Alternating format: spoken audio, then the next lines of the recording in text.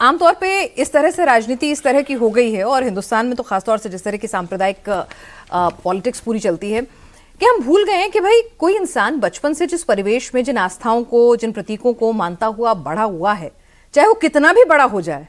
वो रहेगा तो अंदर से वही ना। बिल्कुल। और मैं मानता हूं कि एक इकोसिस्टम ने काम किया पिछले कई सालों से, खासतौर पर आज़ादी के बाद से, खासतौर पर भारत के विभाजन के बाद से, जिनको ये लगने लगा कि हमारी मान्यताएं तो सेक्युलर है, हम बहुत ज़्यादा लिबरल है, हमको उस हिसाब से चलना है। गंगा जमनी तहजीब है, जबकि ऐसी कोई तहजीब का एग्जिस्टेंस भारत के इतिहास में है मुझे तो याद नहीं पड़ता, और ना ही भारत का इतिहास एग्जाम्पल देता है। तो मुझे लगता है एक चर्निंग हुई है, एक परिवर्तन हुआ है, दक्षिणपंथी राजनीति भी आई है, न केवल भारत के अंदर आई है, पूरी दुनिया के अंदर आई है। और आज की तारीख में आम जनमानस समझ रहा है कि जिन प्रतीकों, जिन मान्यताओं, जिस संस्कृति, जिस परंपरा, जो हमारा सांस्कृतिक और सामाजिक और धार्मिक इतिहास है, उससे हमको दूर रखा गया। तो कुंभ उसका एक एग्जाम्पल है कि कैसे भारत से जुड़े हुए प्रतीक जो सनातनी हैं, जो अनादिकाल से चले आ रहे हैं, माना जाता है जिसकी परंपरा समुद्र मंथन के साथ शुरू हुई हो, उन प्रतीकों को चलाया तो गया है, लेकिन किस तरह से छुपा के रखा गया, किस तरह से दबा के रखा गया, जबकि उसके साथ श्रद्धा भी है, उसके साथ आस्था भी है, उसके साथ धर्माटन भी है, उसके साथ पर्यटन भी है, और उसके साथ अर्थव्यवस्था भी है। बिल्कुल, उस पर भी हम बात करेंगे। यानी कि अगर आप किसी पोस्ट पे पहुंच गए तो आपको ऐसा एक जैसे आप कह रहे हैं कि एक सेटअप था कि भाई आपको सेकुलरिज्म की आड़ में अपना जो हिंदुत्व है, अगर आप हिंदू हैं या किसी और धर्म से ताल्लुक रखते हैं, आपको उसको सबड्यूट करना होगा, क्योंकि नहीं तो आपकी इमेज परसेप्शन जो है वो अलग हो जाएगा। लेकिन सेकुलर नहीं रहेंगे, सेकुलर नहीं रहेंगे। यानी कि अगर मैं अपना पंथ मानती हूं तो मैं सेकुलर नहीं रहूंगी। लेकिन भारतीय जनता पार्टी को इस बात का कॉम्प्लीमेंट देना होगा कि आजकल सेक्युलरिज्म के नाम पर राजनीति, यानी धर्मनिरपेक्ष राजनीति, यानी धर्मनिरपेक्षता को खत्म करने वाली ताकतों पर संघर्ष, जिसके लालू यादव, जिसका जनता दल सबसे बड़ा एग्जाम्पल हुआ करता था, वो भी आज की धर्मनिरपेक्ष राजनीति करनी है। वो लालू यादव भी नहीं कहते, तेजस्वी भी नहीं कहते। लालू यादव भी गौशाला घुमा रहे हैं लोगों को, भूलिए मत इस बात को। पहले गौशाला दूसरे ढंग से दिखाते थे, आजकल गौशाला दूसरे ढंग से दिखा रहे हैं।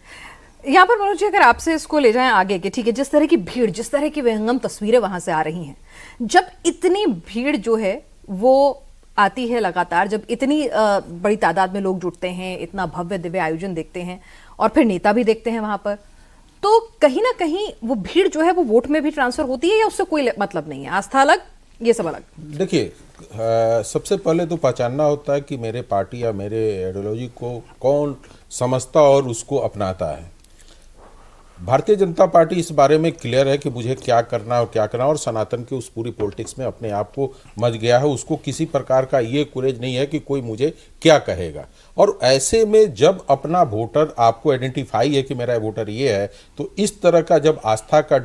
डुबकी लगाते हैं और संत उनके ऊपर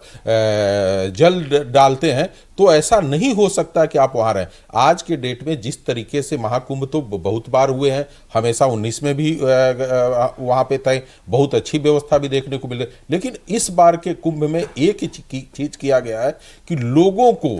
सनातन और सनातन धर्म के बारे में जिस तरीके से प्रचारित और प्रसारित करके लोगों को खींच कर लाया गया है इलाहाबाद तक, एक तरह से उनके अंदर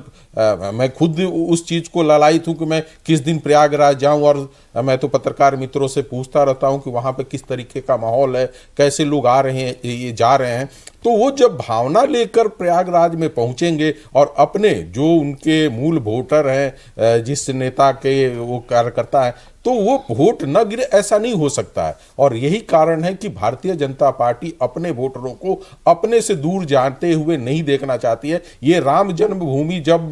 शुरू आंदोलन था, उसके बाद से हिंदू वोटों का बिखराव हुआ, उस बिखराव को नरेंद्र मोदी जी प्रधानमंत्री इस तरह के आयोजन जो है उसको समेटने का काम वो कर रहा है। तो इस चीज को मानना पड़ेगा कि कहीं ना कहीं भारतीय जनता पार्टी अपने वोटरों के ऊपर पूरा फोकस कर काम कर रही है, और सनातन जो लोगों में सनातन के साथ साथ राजनीति भी हो जाए तो कोई दिक्कत नहीं। एक डर था मन में ना, लोगों को ये लगता था कि अरे यार, अपने आप को मैं बोलूंगा कि मैं सनातनी हूं या हिंदुत्व की भावना करेंगे तो लोग मेरे ऊपर किसी तरह का टिप्पणी करेंगे। उस टिप्पणी के डर को भारतीय जनता पार्टी के लीडरों ने हटाया है आम आदमी के मन से।